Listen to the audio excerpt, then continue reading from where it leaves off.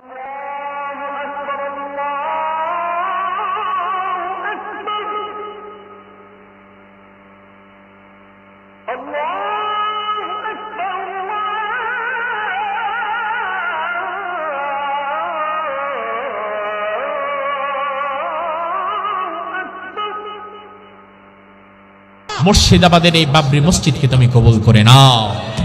সেখানে যতজন দান করেছে তাদের দানগুলো কবুল করে নাও। 30 জন মানুষ রাখা হয়ে গেছে শুধু বাবরি মসজিদের টাকা গোনার জন্য। 30 জন মানুষ আজকে 3 দিন লাগাতার টাকা গুনতেছে, টাকা গুনে শেষ করতে পারতেছে না। বরকত দেওয়ার মালিক কে? মালিক কে? আল্লাহ সুবহানাহু ওয়া তাআলা। এর পাশে মুশরিকরা মেলা জমিয়েছে, 1 লাখ মুশরিক আমরা গীতা পাঠ করব। বাবরি মসজিদের মূল উদ্যোক্তা যিনি হুমায়ুন, সেও ঘোষণা দিয়েছে তোমরা যদি 1 লাখ মুশরিকরা মিলে গীতা পাঠ করতে পারো, আমরা 2 লাখ হাফেজে কোরআন দিয়ে কোরআন তেলাওয়াত করব।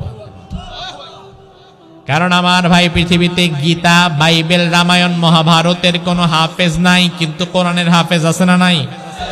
কম না বেশি?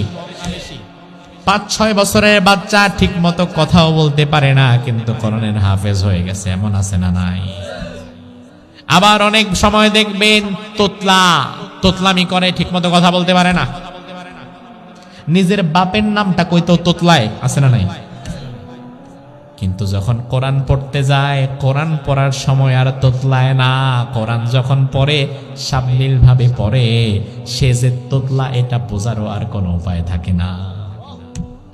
তার কারণ আল্লাহ বললেন ওয়ালাকাদ ইয়াসসারনাল কুরআন, আমি কোরআনকে সহজ করে দিয়েছি।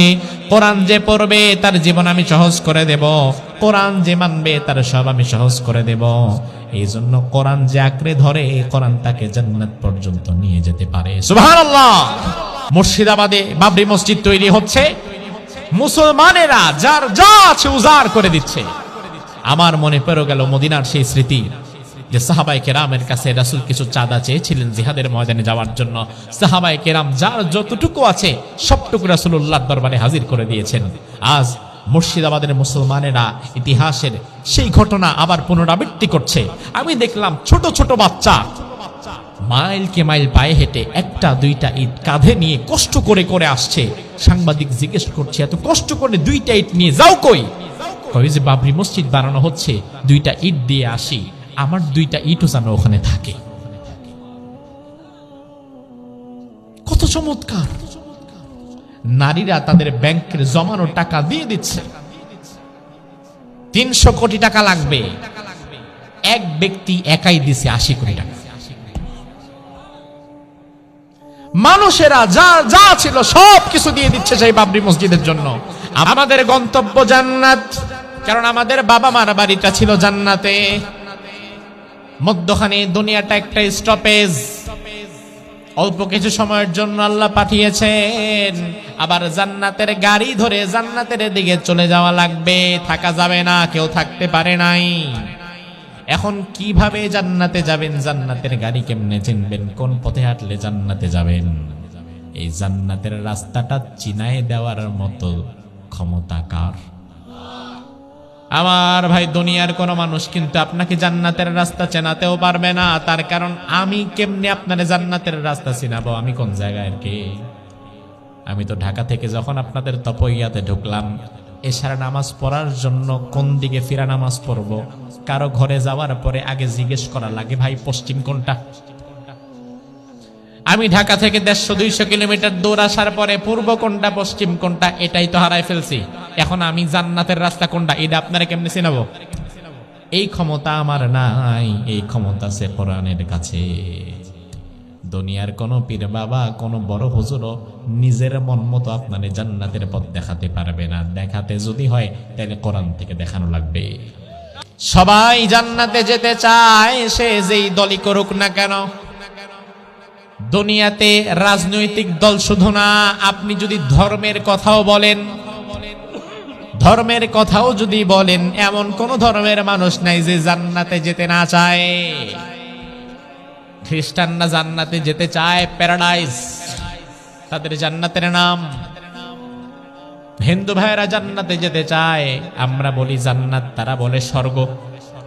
কিন্তু উদ্দেশ্য কিন্তু একটাই, বরং আমরা তো দোয়া করি যেন আল্লাহ তারে জান্নাত দেয়। আর হিন্দু ভাইয়েরা তো আরেক ডিগ্রিও পড়ে।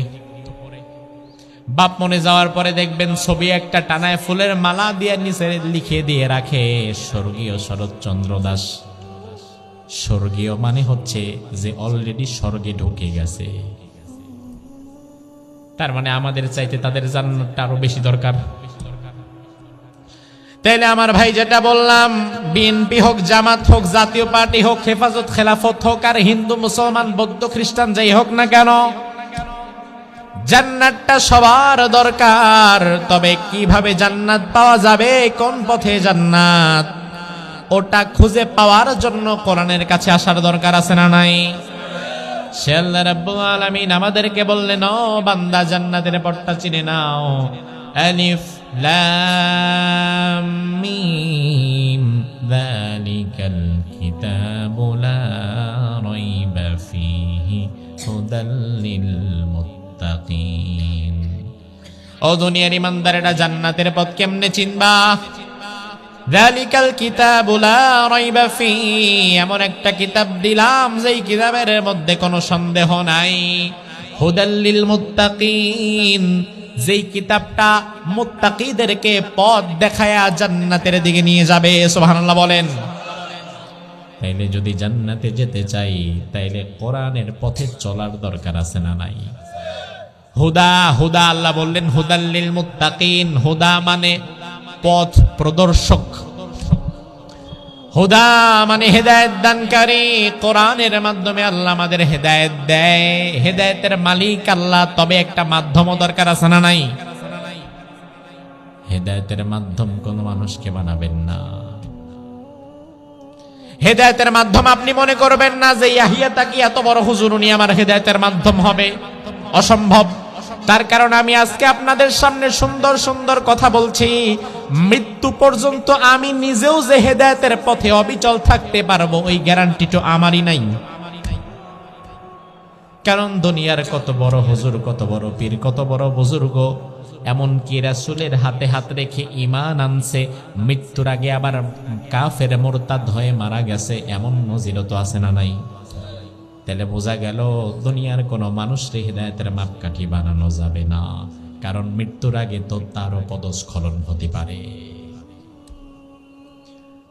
অন্ধভাবে দুনিয়ার কাউকে মানা যাবে না, অন্ধভাবে অনুসরণ করা লাগবে কোরআন আর হাদিসকে। কারণ আমি ব্যক্তি পরিবর্তনশীল, আমার পরিবর্তন হতেই পারে, কিন্তু কোরআন ১,৫০০ বছর আগে যেমন আজকেও তেমন।